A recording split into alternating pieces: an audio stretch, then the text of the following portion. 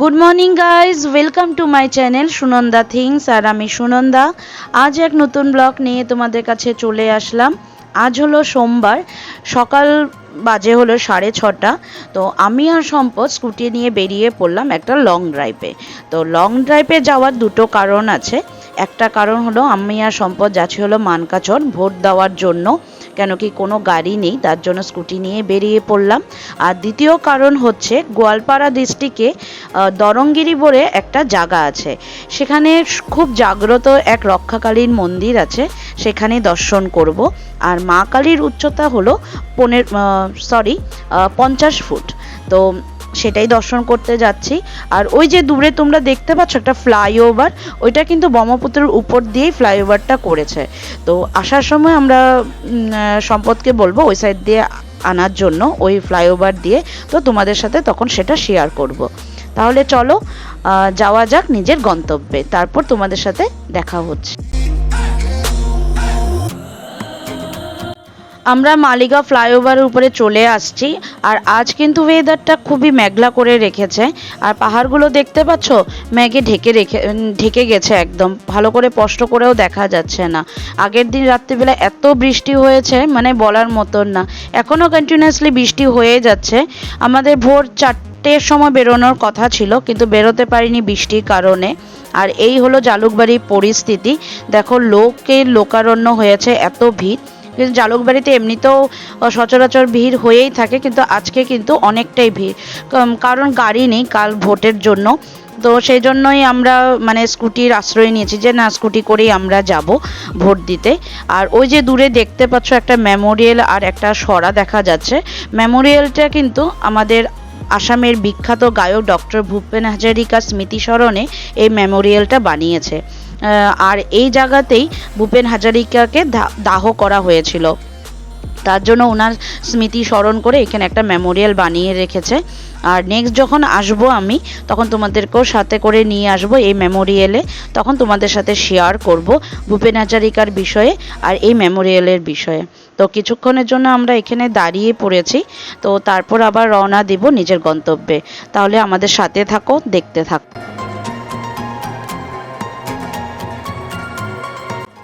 আমরা যে জায়গাটার মধ্যে স্টপেজ দিয়েছি সেই জায়গাটা হলো রাজাপাড়া পাওয়ার আগের স্টপেজটা। তো কিছুক্ষণের মধ্যে আমরা রাজাপাড়া পেয়ে যাব। তো ওইখানেই গিয়ে আমরা চাটা কিছু খেয়ে নেব।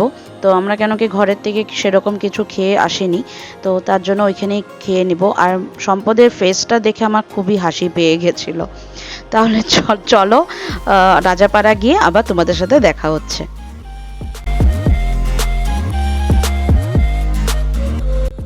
আমরা রাজাপাড়া পেয়ে গেছি, আর এই হোটেলেই কিছু খেয়ে নিব। সম্পদ চলে গেছে অর্ডার দেওয়ার জন্য। তো আমাদের অর্ডারে ছিল হলো রুটি তরকারি আর চা। তো আমরা এখান থেকে খাওয়া দাওয়া করে আবার রওনা দিব নিজের গন্তব্যে।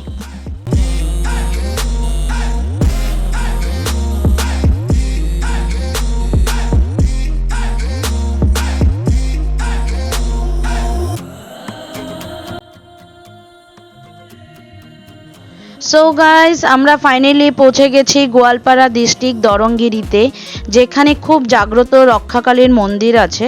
সেখানে মা কালীর উচ্চতা 50 ফুট। এখানে চারিদিকে পরিবেশটা কিন্তু খুবই শান্ত, খুব সুন্দর। আর এখানে মায়ের বাৎসরিক পুজোটা হয় চৈত্র মাসের অমাবস্যাতে।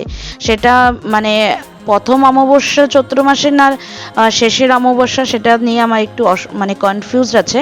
কিন্তু চৈত্র মাসের অমাবস্যাতে এখানে খুব বড় করে মায়ের বাৎসরিক পুজো হয়, মেলাও হয়, বলিও হয়। আর এমনিতে প্রত্যেক অমাবস্যাতে মায়ের পুজো হয়।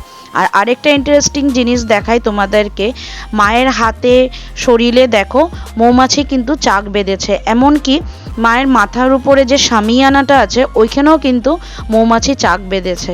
তো এখানে বোঝা যাচ্ছে যে মায়ের কাছে সব সন্তানরাই সমান, সেটা মৌমাছি হোক বা মানুষ হোক, সবাই কিন্তু মায়ের কাছে ঠাঁই পায়। তো এখান থেকে বেরিয়ে আমরা আবার রওনা দিব বাড়ির উদ্দেশ্যে।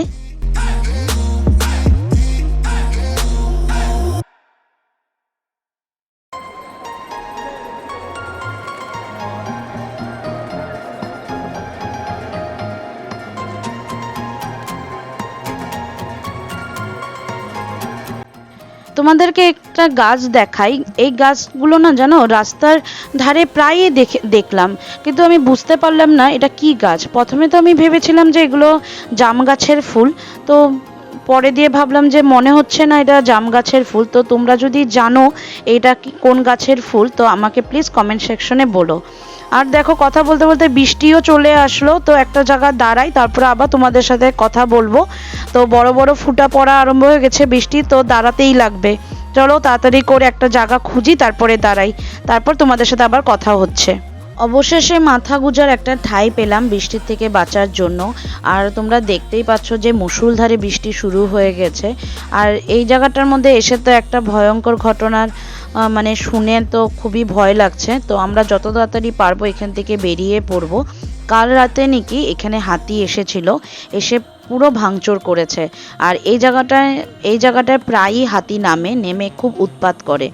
তো চলো তাড়াতাড়ি আমরা এখান থেকে বেরিয়ে পড়ি, বৃষ্টিটাও একটু কমে আসছে, তারপর যেতে যেতে তোমাদের সাথে কথা হবে।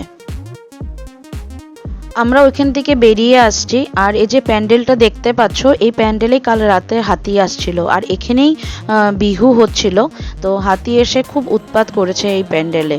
তো এখানকার বাসিন্দারা মানে ওদের ভাষাতে বলল, অ্যাসামিজ ভাষাতে আমাদেরকে বলল যে কালি রাতি বড়বাবু বিহু চাবলৈ আহিছিল। তো আগে এত মানে হাতির উৎপাত ছিল না। তো একটা রোড অ্যাক্সিডেন্টে একটা হাতির বাচ্চা মারা যাওয়ার পরেই তখন থেকেই মানে হাতির উৎপাতটা অনেক বেড়ে গেছে। সো গাইজ তোমরা দেখতেই পেলে যে কি রাস্তা খারাপ। তো আমরা যেদিক দিয়ে যাচ্ছি ফুলবাড়ি শিঙিমারির ওই সাইডটা দিয়ে যাচ্ছি, তো ওই সাইডে কিন্তু রাস্তা অনেক খারাপ, আর বৃষ্টি হয়েছে আর লাল মাটিও ফেলেছে। তো তোমাদেরকে যে ফুল গাছটার কথা আমি বলেছিলাম সেটা গাছটা আমি তোমাদেরকে সামনের থেকে দেখাচ্ছি। তো তোমরা যদি জানো এই ফুল গাছটার নাম, তো আমাকে প্লিজ কমেন্ট সেকশনে জানিও।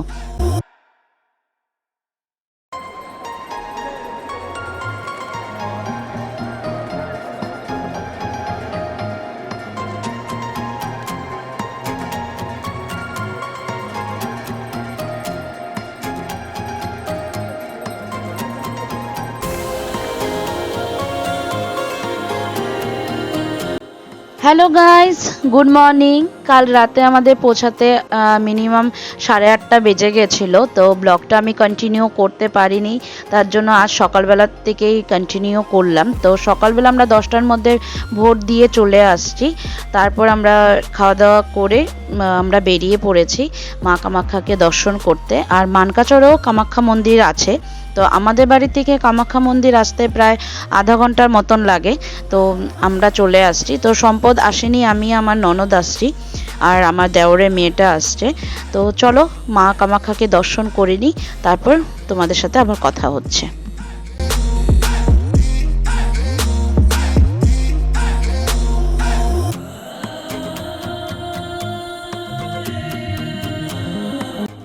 আমরা মন্দিরের ভিতরে চলে আসছি, আর ব্রাহ্মণকে তো দেখতেই পাচ্ছ।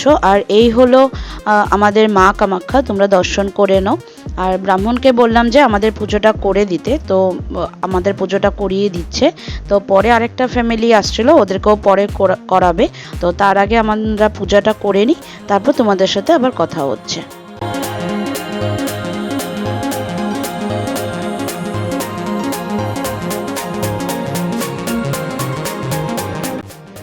আমাদের পুজো দেওয়া হয়ে গেছে, আর এখন আমরা যাব হলো শিব মন্দির দর্শন করতে, ভোলে বাবাকে দর্শন করতে। তার আগে তোমাদেরকে একটা বট গাছ দেখাই। তো মন্দিরের পাশেই এক বট গাছটা আছে, তার নিচে একটা বজরংবলীর মন্দিরও আছে ছোট করে। তো বট গাছের যে গুড়িটা তোমাদেরকে দেখায়, কত মোটা দেখো। তো এরকম বটগাছ কিন্তু মানে সচরাচর সব জায়গায় দেখা যায় না। আর এই বটগাছের ছাওয়াটা কিন্তু পুরো মন্দিরটাকে ঘিরে রেখেছে। খুব মানে বটগাছটা নিচে আসলে খুব ভালো লাগে, ঠান্ডা হাওয়া মানে পাওয়া যায়, খুবই ভালো লাগে। তো এই হলো শিব মন্দির। চলো শিব মন্দিরে আগে দর্শন করে আসি।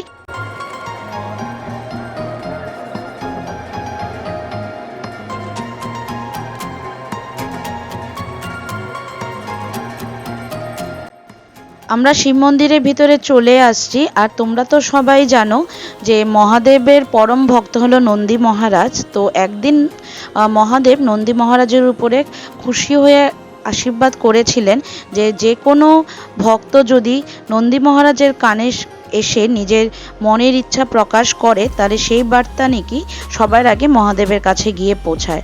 তো আমিও নন্দী মহারাজের কানে কানে বলেছি আমার মনের ইচ্ছাটা।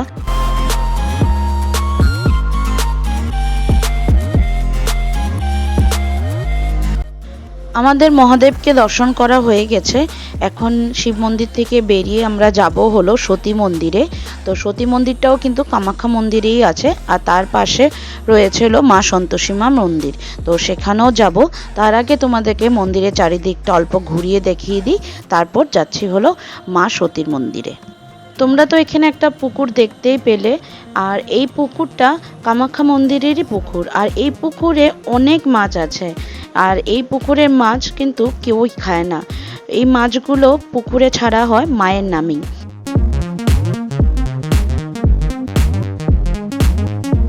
আমরা মা সতী মন্দিরে চলে আসছি, আর এই হলো মা সতী। তাহলে চলো আগে দর্শন করে নিই, আর আমার সাথে সাথে তোমরাও দর্শন করে নাও মা সতীকে। আর এই হলো সন্তোষী মার মন্দির। তো সন্তোষী মা মন্দির দর্শন করে তারপর আমরা বেরিয়ে পড়বো মন্দির থেকে। তারপর আমরা যাব হলো আর্মি ক্যাম্পে। আর আর্মি ক্যাম্পটা বেশি দূর না, মন্দিরের পাশেই আর্মি ক্যাম্প। তাহলে তার আগে চলো আগে দর্শন করে নিই, তারপর যাচ্ছি হলো আর্মি ক্যাম্পে।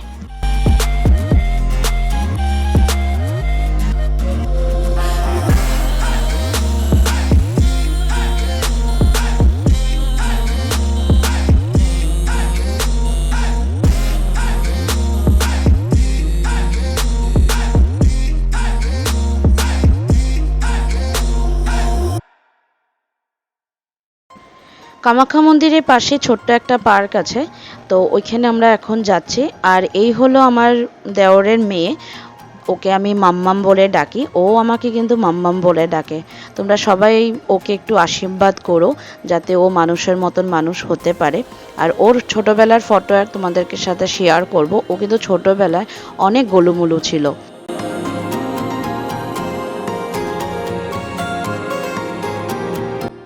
সো গাইস, এই হলো আর্মি ক্যাম্প। আর আর্মি ক্যাম্পটা কিন্তু অনেক বড় একটা জায়গা নিয়ে। আর এই আর্মি ক্যাম্পের ভিতরে দুটো হেলিপ্যাড আছে। তো ওই যে দূরে দেখতে পাচ্ছ এটা আর্মি ক্যাম্পের অফিস। তো ভিতরে তো যাওয়া এলাও নেই, তার জন্য আমি তোমাদেরকে বাইরের থেকেই দেখালাম আর্মি ক্যাম্পটা। আর এখন এখান থেকে বেরিয়ে আমরা চলে যাব হলো বাড়ির উদ্দেশ্যে।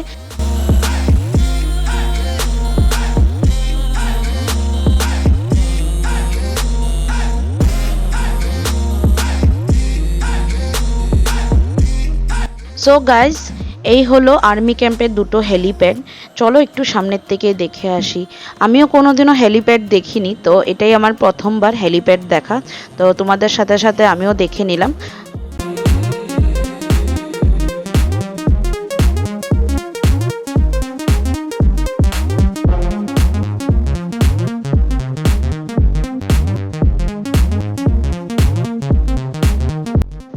আমরা মন্দির থেকে বেরিয়ে এসে পড়েছি। এখন আমরা রওনা দিব বাড়ির উদ্দেশ্যে। তার আগে এই মন্দিরের পাশেই শনি মহারাজের মন্দির আছে। তাহলে চলো একবার শনি মহারাজকেও দর্শন করে যাই।